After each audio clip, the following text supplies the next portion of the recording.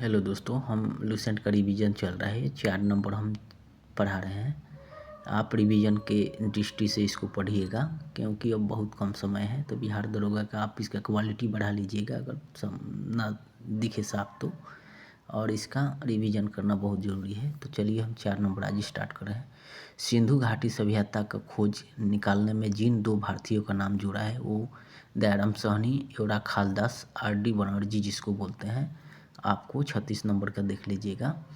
इसके बाद यहाँ पे 37 नंबर देखिएगा कि हड़प्पा या मोहनजोदड़ो का पुरातत्विक खुदाई के प्रभारी कौन थे। तो जॉर्ज मार्शल थे।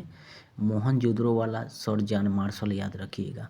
हड़प्पा या मोहनजोदड़ो की पुरातात्विक खुदाई के प्रभारी थे जॉर्ज मार्शल थे। उसके बाद यहाँ पे न्यूमिस्मेटिक्स क्या है, तो सिक्कों का धातुओं का अध्ययन है। बी नंबर 38 के बी नंबर है। उसके बाद 39 नंबर का देखिएगा। एशिया माइनर स्थित बोगाज कुई का महत्व इसलिए है क्योंकि यहाँ ये नंबर वहाँ से जो अभिलेख प्राप्त हुए हैं उनमें 4 वैदिक देवताओं इंद्र, अरुण, मित्र और नासते का उल्लेख मिलता है। तो 39 नंबर के एशिया माइनर स्थित बोगाज कुई का महत्व इसलिए है कि वहाँ से जो अभिलेख प्राप्त हुए उनमें 4 वैदिक देवताओं इंद्र, अरुण, मित्र और नासते का उल्लेख मिलता है। उसके बाद 40 नंबर देख लीजिएगा कि अशोक के शिलालेख को पढ़ने वाला प्रथम अंग्रेज कौन था। तो जेम्स प्रिंसेप था। अशोक के शिलालेख को पढ़ने वाला जेम्स प्रिंसेप आप याद रखिएगा 40 का। उसके बाद 41 का अशोक के अधिकांश अभिलेख किस भाषा और लिपि में है। तो प्राकृतिक और ब्राह्मी में है। अशोक के अधिकांश अभिलेख किस भाषा और लिपि में है। तो प्राकृतिक और ब्राह्मी याद रखिएगा। 42 नंबर आप देख लीजिएगा कहाँ से अशोक के द्विभाषाई ग्रीक और अरमाइक अभिलेख प्राप्त हुए हैं। तो सरेकुना कंधार से हुआ है। ये नंबर 42 के कहाँ से अशोक के द्विभाषाई ग्रीक और अरमाइक अभिलेख प्राप्त हुए हैं। तो सरेकुना कंधार से हुआ है। उसके बाद यहाँ पे 43 नंबर देखिएगा। अशोक के मनसेहरा पाकिस्तान एवं शहबाजगढ़ी पाकिस्तान से प्राप्त हुए शिलालेख किस लिपि का प्रयोग किया गया है। तो खरोष्टी का किया गया है। अशोक के मनसेहरा पाकिस्तान एवं शहबाजगढ़ी पाकिस्तान से प्राप्त शिलालेख किस लिपि का प्रयोग किया गया है। तो खरोष्टी का हुआ है। उसके बाद प्राचीन भारत में कौन सी एक लिपि दाईं से बाईं ओर लिखी जाती है। तो खरोष्टी लिखी जाती है। प्राचीन भारत में कौन सी एक लिपि दाईं से बाईं ओर लिखी जाती है। तो खरोष्टी लिखी जाती है। यहाँ 45 नंबर देखिएगा। हेलियोडोरस का विष्णुनगर अभिलेख संदर्भित है, केवल वासुदेव से है। हेलियोडोरस का विष्णुनगर अभिलेख संदर्भित है, केवल वासुदेव से है। उसके बाद 46 नंबर देखिएगा। निम्नलिखित में से कौन सा अभिलेख कलिंग नरेश खारवेल से संबंधित है। तो जो आपको हाथी गुम्बा आपका याद रखिएगा। निम्नलिखित में से 46 का निम्नलिखित में से कौन सा अभिलेख कलिंग नरेश खारवेल से संबंधित है। तो हाथी गुम्बा याद रखिएगा। उसके बाद सर्वप्रथम 47 के सर्वप्रथम भारत में विशुद्ध संस्कृत भाषा में लंब अभिलेख किस राजा द्वारा जारी किया गया। तो क्षत्रप रुद्रदामन द्वारा किया गया था। सर्वप्रथम 47 के सर्वप्रथम भारत में विशुद्ध संस्कृति भाषा में लंब अभिलेख किस राजा द्वारा जारी किया गया। तो क्षत्रप रुद्रदामन द्वारा। उसके बाद यहाँ पे 48 नंबर काव्य शैली का प्राचीनतम नमूना किसके अभिलेख में मिलता है। तो रुद्रदामन के मिलता है। काव्य शैली का प्राचीनतम नमूना किसके अभिलेख में मिलता है। तो रुद्रदामन के मिलता है। उसके बाद निम्नलिखित में से किस अभिलेख में चंद्रगुप्त मौर्य और अशोक दोनों का उल्लेख किया गया है। तो महाक्षत्रप रुद्रदामन का जूनागढ़ अभिलेख होगा। निम्नलिखित में से किस अभिलेख में चंद्रगुप्त मौर्य और अशोक दोनों का उल्लेख किया गया है। तो महाक्षत्रप रुद्रदामन का जूनागढ़ अभिलेख होगा। उसके बाद यहाँ पे देखिएगा 50 नंबर का। तो 50 का आपका होगा समुद्रगुप्त की सैनिक उपलब्धियों का वर्णन उसके किस अभिलेख में उपलब्ध है।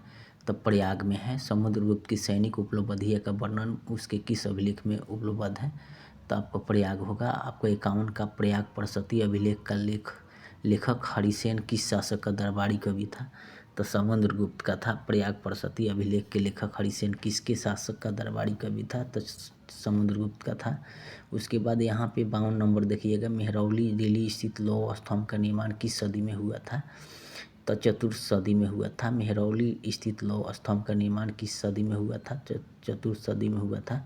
उसके बाद दिल्ली में मेहरौली के कुब्बत उल इस्लाम मस्जिद के प्रांगण में स्थित प्रसिद्ध लौह स्तंभ किसकी स्मृति है। तो चंद्र का है। आपका 53 के याद रखिएगा। दिल्ली के मेहरौली में कुब्बत उल इस्लाम मस्जिद के प्रांगण में स्थित प्रसिद्ध लौह स्तंभ किसकी स्मृति में है। तो चंद्र की है। उसके बाद यहाँ सती प्रथा का पहला पुरातात्विक उल्लेख कहाँ मिलता है, तो ईरान अभिलेख से याद रखिएगा। सती प्रथा का पहला पुरातात्विक उल्लेख कहाँ मिलता है, तो ईरान अभिलेख में मिलता है। उसके बाद 55 नंबर, ईरान अभिलेख का संबंध किस शासक से है, तो भानुगुप्त से है। ईरान अभिलेख आप याद रखिएगा भानुगुप्त से संबंधित है। उसके बाद यहाँ 56 नंबर देख लीजिएगा, येहोल प्रशस्ति का रचयिता विकृति किस चालुक्य शासक का दरबारी कवि था, तो पुलकेशिन II का था। येहोल प्रशस्ति का रचयिता विकृति किस चालुक्य शासक का दरबारी कवि था, तो पुलकेशिन II का था। यहाँ पे 57 नंबर देखिएगा, हर्ष से पुलकेशिन II के मध्य हुए संघर्ष की जानकारी कहाँ से मिलती है, तो येहोल अभिलेख से मिलती है। उसके बाद यहाँ पे हर्ष पुलकेशिन II से मध्य हुए संघर्ष की जानकारी कहाँ से मिलती है, तो येहोल अभिलेख से मिलती है। 58 नंबर देखिएगा, कवि कालिदास के नाम का उल्लेख किस लेख में हुआ है, तो येहोल के उत्तीकरण लेख में हुआ है। कवि कालिदास के नाम का उल्लेख किस लेख में हुआ है, तो येहोल के उत्तीकरण लेख में हुआ है। उसके बाद 59 नंबर, अभिलेखों को ऐतिहासिक पारकथन के साथ प्रारंभ करने की परंपरा का सूत्रपात किसने किया था, तो राजराज वन ने किया था। अभिलेख को ऐतिहासिक पारकथन के साथ प्रारंभ करने की परंपरा का सूत्रपात किसने किया था, तो राजा राज वन ने किया था। उसके बाद यहाँ 60 नंबर देखिए, कहाँ से प्राप्त अभिलेख में महासभा की कार्यप्रणाली के विषय में विस्तृत जानकारी मिलती है, तो उत्तमेरुर में मिलती है। कहाँ से आप 60 नंबर, कहाँ से प्राप्त अभिलेख में महासभा का कार्यप्रणाली के विषय में विस्तृत जानकारी मिलती है, तो उत्तमेरुर में मिलती है। 61 नंबर, भारत के सिक्कों का प्रचलन कब आरंभ हुआ था, तो 600 ईसा पूर्व में हुआ था। भारत में सिक्कों का प्रचलन कब आरंभ हुआ था, तो 600 ईसा पूर्व में हुआ था। उसके बाद भारत में 62 नंबर, भारत में प्राचीनतम मुद्रा माना जाता है आहत सिक्के माना जाता है। भारत में प्राचीनतम जो मुद्रा माना जाता है वो आहत सिक्के माना जाता है।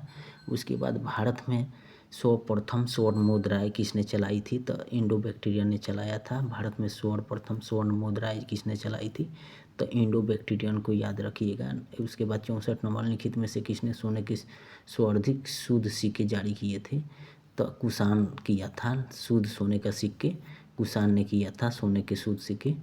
उसके बाद 65 नंबर आप देखिएगा, सातवाहनों के समय में मुद्रा का स्वर्द किस धातु के बने होते थे, तो सीसा के बने थे। सातवाहन के समय में मुद्रा स्वर्द किस धातु के बने थे, तो सीसा के। उसके बाद 66 नंबर देखिएगा, लिखित में से किसने बड़े पैमाने पर स्वर्ण मुद्राएं चलाई थी, तो कुषाण शासकों ने चलाया था। लिखित में से किसने बड़े पैमाने पर स्वर्ण मुद्राएं चलाई थी, तो कुषाण शासकों ने चलाया था। याद रखिएगा 66 नंबर। एक हम लोग का कंप्लीट होगा, अब कल हम देखेंगे दूसरा।